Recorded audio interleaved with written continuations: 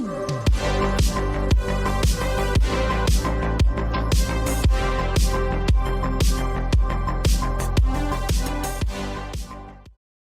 YouTube, my name's GojiTCG. Welcome to the channel. I hope you're doing well.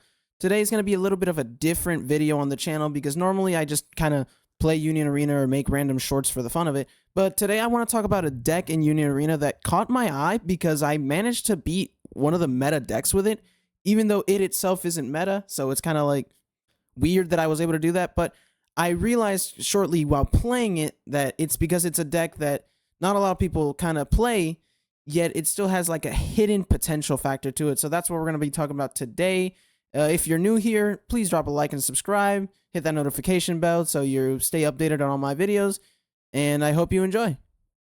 Alright chat, before showing you the deck profile and showing you what it actually does, I want to give a huge shout out to Jack the Person. This is their deck list, however it's a little bit adjusted so it's not exactly the same. There's only a minor tweak. But big shout out to him. Also, if you like these sort of deck profiles and like, you know, not meta deck at all, but still kind of like sleeper builds, do consider liking and subscribing and drop a comment down below if you want to see more. If you want to see me actually play the game, because I only drop like 2 videos playing the game, and I love this game. This is one of my favorite games. But without further ado, let's start the profile. We're going to start with our 0 cost, so for our 0 costs, 4 of these Muichiros, I think it's very important that you run, you know, the base card for what's going to be our boss character. We're also going to be playing, of course, 4 of these Mitsuris. Now, the effect of these Mitsuris are that it is a nullify impact. I believe most of the Mitsuri characters are nullify impact, at least in a blue deck. So very nice if you need to block a impact character. Next up, we obviously have to have another 0 cost, so we have 2 Nezuko's. Now, this is one of the first cards that I adjusted the ratios. Jack the Person had 3 in their deck, and I'll explain why I kind of adjusted the ratio a bit. I actually did 2 of these, and the effect is when played, you look at the top card of your deck, then you place it at the top or the bottom. Pretty good. If you don't like that top card, you can put it at the bottom, but if you do like it, you could just leave it on top. Next, we are going to do 2 of the 1 cost Mitsuri. Now, when sidelined, it chooses a character on the field, and it gives it 1000 BP until the end of the turn. Not a bad character. I mainly use it just to raid on top of it, but it's nice that it has that active ability when sidelined. Also, it isn't active, so it's pretty good for when it comes out of life. You know, just overall nice all-round card. Next, we have 2 copies of this 1 cost Nezuko. When played, you draw a card, but it's not a sideline. When played, you actually place 1 card from your hand from the top or the bottom of your deck. So if it's a card that you want to draw again, or if it's just a card in your hand that's dead and you're not really going to use it, you could pitch it to the bottom. Next, we're going to do 2 copies of this 2 cost Muichiro Tokito. When attacking, you draw a card, side a card. Pretty neat effect. It's not the best effect, honestly. It's not an effect that's going to see a lot of use, but it's nice that it's there. For our next 2 cost, it is Kozo Kanamori. This is when active, it switches to 2 energy generation. Pretty good for if you need to get more energy generation on the board, especially since our boss raids need that extra energy. Our next 2 cost is 4 copies of Nichirin Sword Muichiro Tokito. Now, this is the only Nichirin that's run in the deck. You could be asking yourself, why am I not running any of the other Nichirin swords, or why am I not running Mitsuris?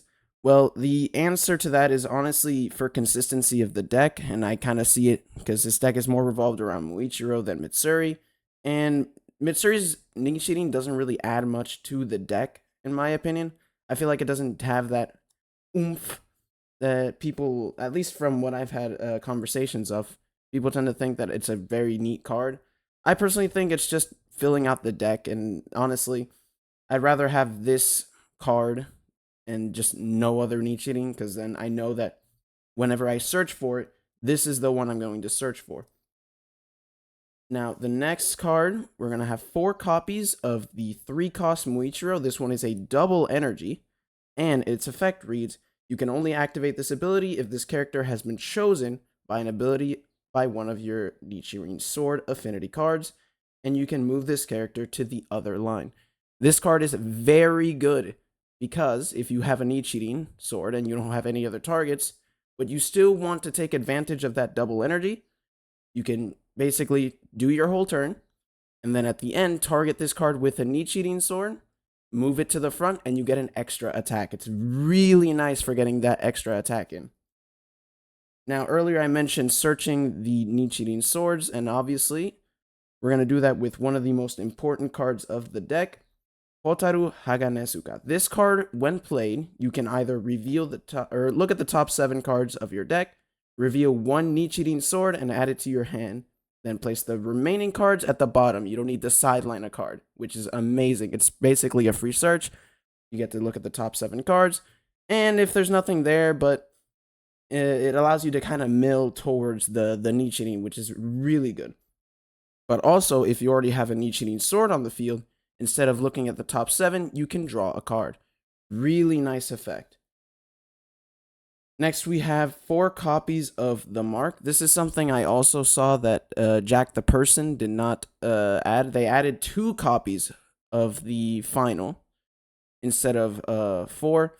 The cards that they had done 3 copies of, they had 3 copies of the 0-cost Nezuko, and 3 copies of this Nezuko, the 1 cost. So I just reduced them both to 2 so that I could add the extra 2 finals.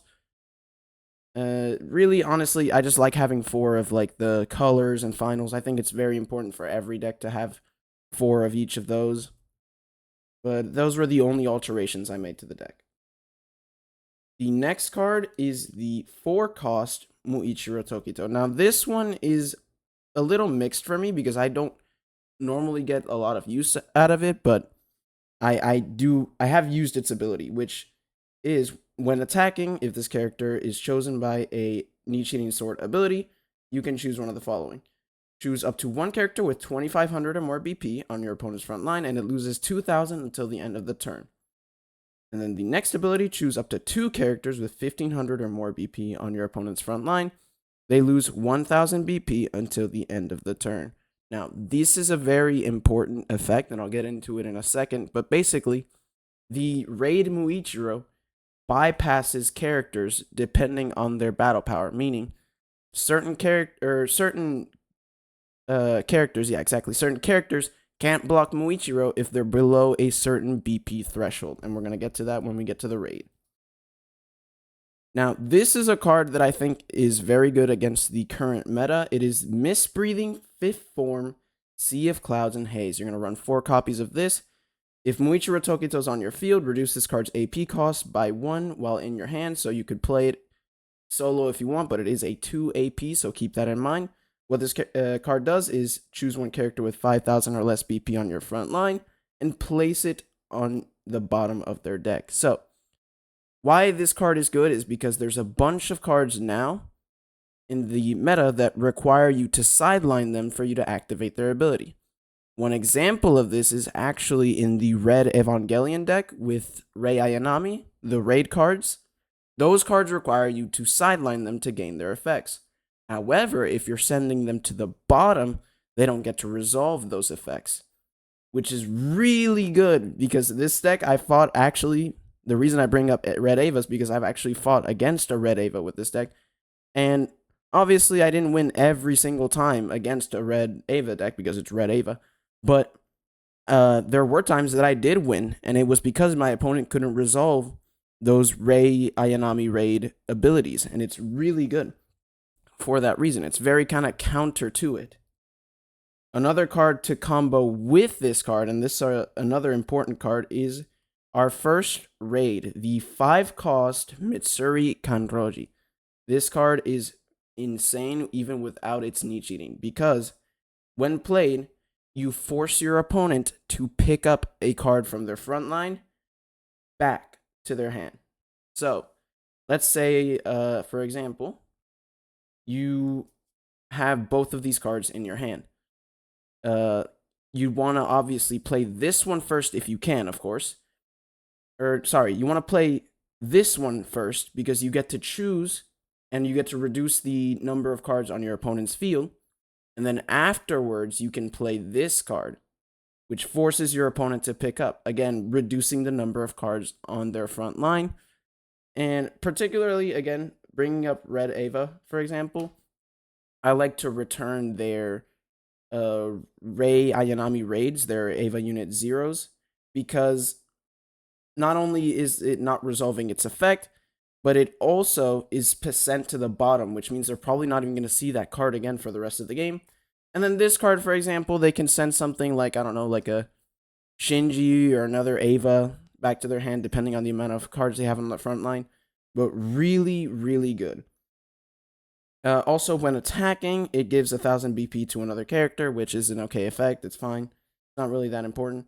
That also has Nullify Impact, so again, with any deck that's heavy with Impact, basically, you could block with this Mitsuri and you'll be just fine. The last card in our deck, the 5-cost Muichiro Tokito. You're going to play 4 copies of this. This is the, big boss card. It reads, when played, choose up to one character with 2500 or more BP on your opponent's front line. It loses 2000 BP until the end of the turn.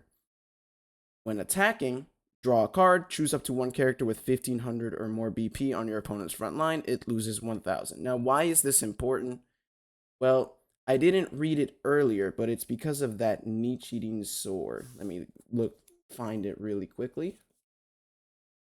The Nichirin sword.